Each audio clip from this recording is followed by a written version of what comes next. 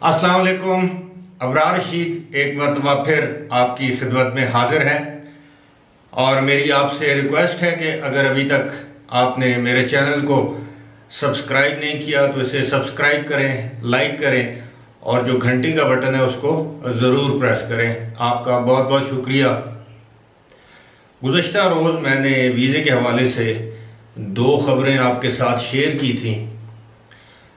خبریں تو اتنی نئی نہیں تھی، لیکن میں نے آپ کو بتایا تھا کہ ان ویزوں کے حوالے سے جو اصل تفصیلات جو ہیں وہ سامنے آنا باقی ہیں. البتہ جو معلومات مجھے ملی وہ میں نے آپ کے ساتھ شیئر کی.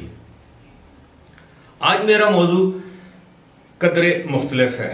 مختلف اس لحاظ سے کہ آج اگر آپ دیکھیں تو گزشتہ سال یو اے ای میں اور کسی حد تک پاکستان میں ہونے والے لاک ڈاؤن کو 1 سال گزر چکا ہے، یعنی 1 برس بیت گیا ہے.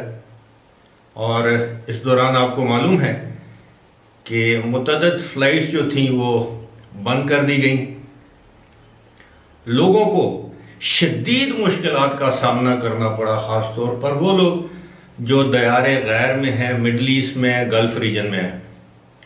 اور آپ کو یہ بھی معلوم ہے کہ جب وہاں پر لاک ڈاؤن کیا گیا، ایئرپورٹس اور فلائٹس بند کی گئیں تو لوگ بے روزگار ہوئے، اور کس طرح لوگوں کی بے روزگاری، قسم پرسی، لاچاری کا کچھ لوگوں نے بھرپور فائدہ اٹھایا.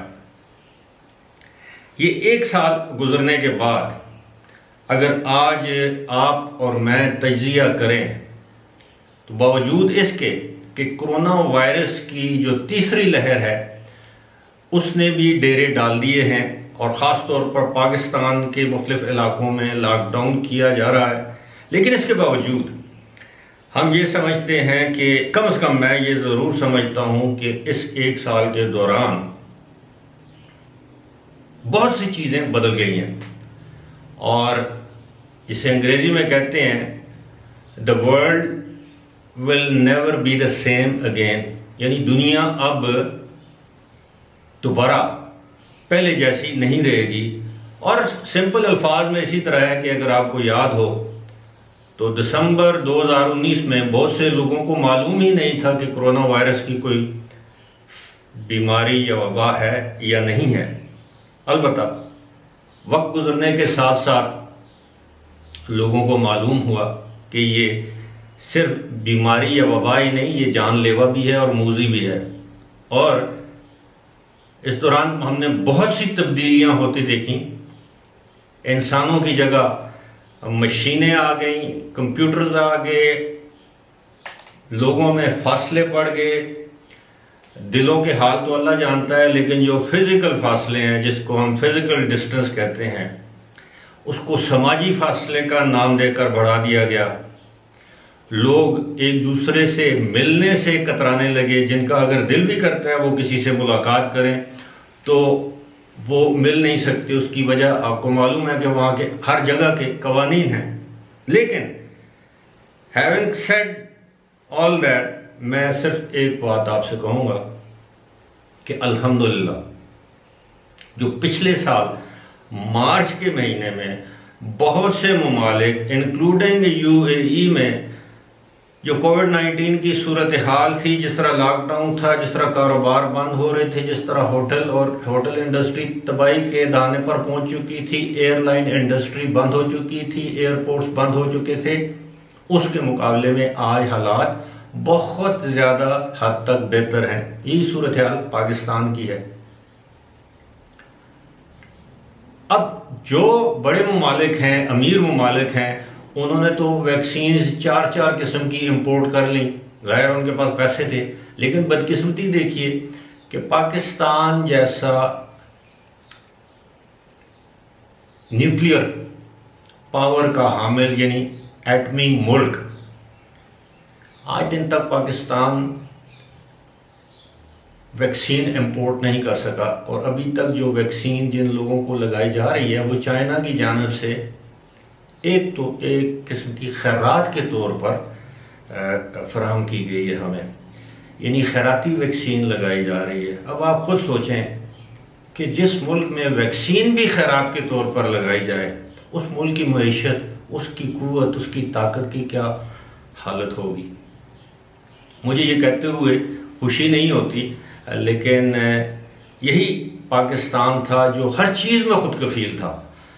آج حالت یہ ہے کہ ہم چینی بھی امپورٹ کرتے ہیں، گندم بھی امپورٹ کرتے ہیں، اور بہت سی ضرورت کی دیگر چیزیں امپورٹ کرتے ہیں، اور یہ دو اجناس تو ایسی ہیں، یعنی چینی اور گندم، جو اس سے پہلے ہم ایکسپورٹ کرتے تھے۔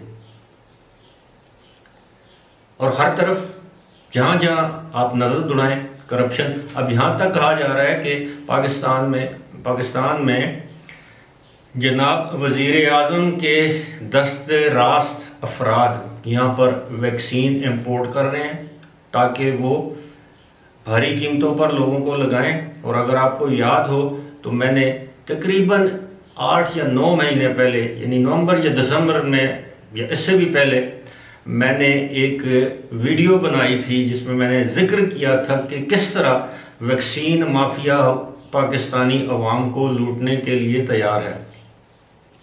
میں ہمیشہ آپ سے کہتا ہوں کہ ہم وہ قوم ہیں بدقسمتی سے جو کہ رمضان کے مہینے میں خیرات بھی دیتے ہیں، لیکن رمضان کے مہینے میں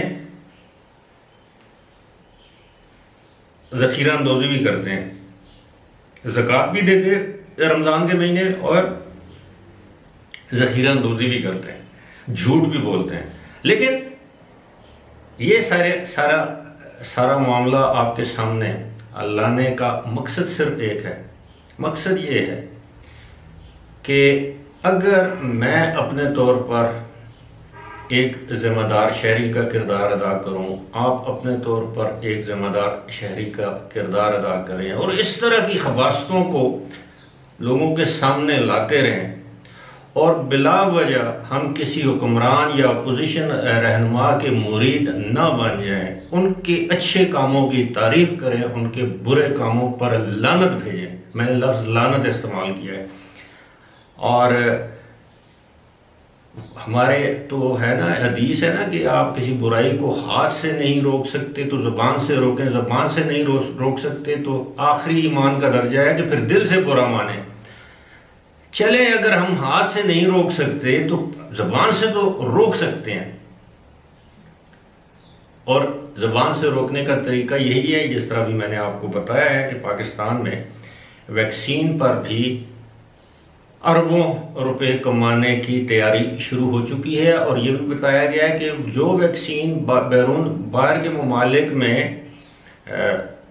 اگر $10 کی دستیاب ہے یا $20 کی دستیاب ہے، وہ پاکستان میں 160% زیادہ قیمت پر دستیاب ہوگی۔ اب آپ خود اندازہ کریں کہ 160، یعنی اب اس کا میں آسان الفاظ میں اس طرح بتا سکتا ہوں کہ اگر 100 روپے کی ہے تو پاکستان میں 260 روپے کی وہ ویکسین ملے گی۔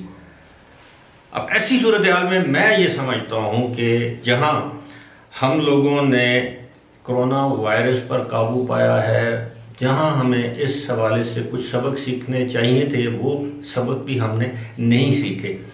ہم وہی غلطیاں بار بار دہرا رہے ہیں، ہماری کوئی یونیفائڈ پالیسی نہیں ہے۔ جس طرح UAE والوں نے ایک پالیسی اپنائی اور اسی پر قائم رہے۔ ہم آج لاک ڈاؤن کرتے ہیں، کل اٹھا لیتے ہیں، پھر لاک ڈاؤن کرتے ہیں، پھر اٹھا لیتے ہیں۔ البتہ یہ صورتحال جو ہے میں سمجھتا ہوں زیادہ دیر قائم نہیں رہے گی۔ فی الحال اسی کے ساتھ مجھے دیجیے اجازت، کیونکہ کتوں نے بھی بھونکنا شروع کر دیا۔ خدا حافظ۔